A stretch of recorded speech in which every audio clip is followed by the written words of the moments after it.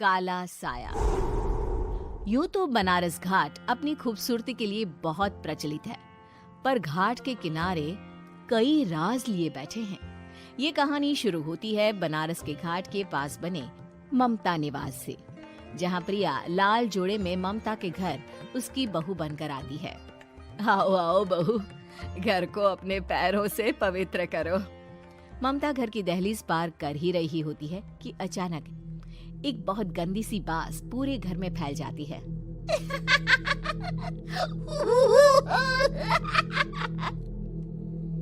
ये बदबू और ये आवाजें, ये कौन हंस रहा है माँ? अब ये पड़ोसी ना हमारे थोड़े अलग से है। कहाँ हम शाकाहारी और ये मांस मच्छी खाने वाले। छोड़, तू ध्यान मत दे और गृह प्रवेश कर।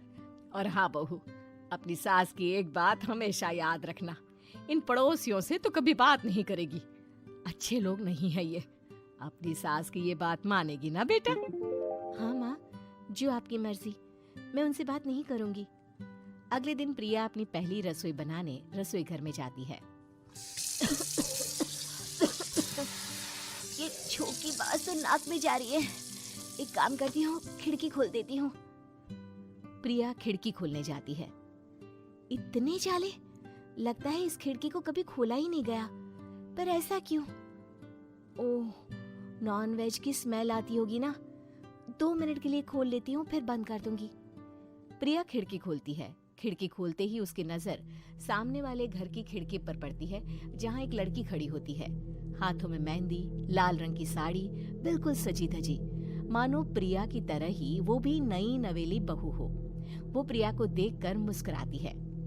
हे भगवान, माँ ने तो इनसे बात करने को मना किया था।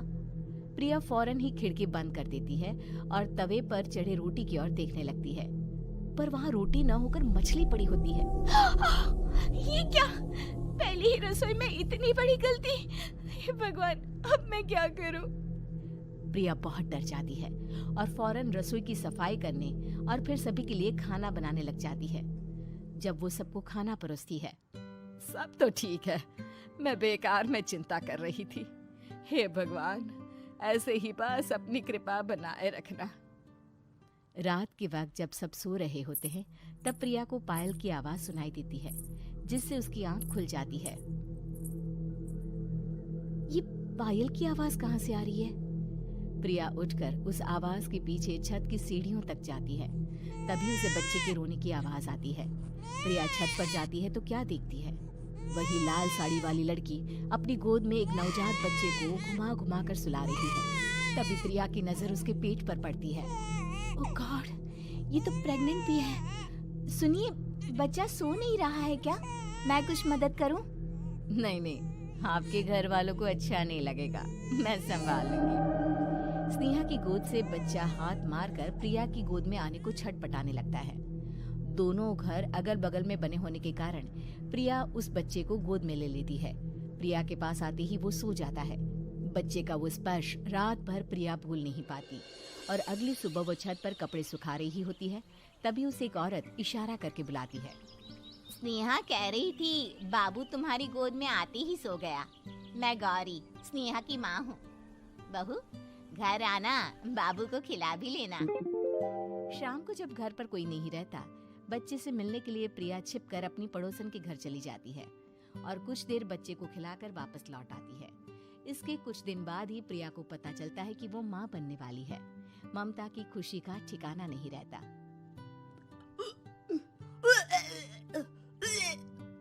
माँ जी, पता नहीं क्यों उल्टी आ रही है। प्रिया भागती हुई वॉशरूम में जाती है तो हरे और लाल रंग की उल्टी करती है। उस उल्टी में से कीड़े निकलते हैं। ये क्या? खून और ये कीड़े! माँ! माँ! प्रिया की आवाज सुनकर ममता दौड़ कर आती है, पर बेसिन में कुछ नहीं होता। प्रिया हक्की बक्की रह जाती है। ये सब क्या हो रहा है? प्रिया घबरा जाती है और अपने कमरे में जाकर सो जाती है। डर के कारण वो इतनी थक जाती है कि उसकी आंख लग जाती है। तब उसे ऐसा लगता है उसके पेट पर मानो कोई बैठा हुआ हो। कौन हो? प्रिया के पेट पर एक 5 महीने की बच्ची बैठी हुई थी, जो बुरी तरह जली हुई थी। माँ, तुम ही मुझे लाई ना अपने पेट में। मैं तुम्हारी माँ नहीं हूँ। कौन हो तुम? माँ, देखो मैं जल गई बुरी तरह से। 6 महीने पेट में रहने को भी मुझे नहीं मिला। सहला दो ना माँ। बचाओ, बचाओ, माँ! ममता दौड़कर कमरे में आती है। प्रिया की बातें सुनकर वो सब समझ जाती है। तू कहीं बगल वाले घर में तो नहीं जाकर आई ना बहू? मुझे माफ कर दो, मैं गई थी माँ। उस घर में सब मरे हुए हैं बहू। कई साल पहले स्नेहा उस घर में बहू बनकर आई थी। कुछ ही दिन में वो एक बच्चे को जन्म देने वाली थी। पूरा घर बच्चे के आने की खुशी में खोया था कि एक दिन अचानक उस घर में आग लग गई। सब बुरी तरह जलकर मर गए। गौरी आज भी दादी बनने का इंतजार कर रही है और इसीलिए स्नेहा ने अपना अजन्मा बच्चा तुम्हारी कोख में डाल दिया।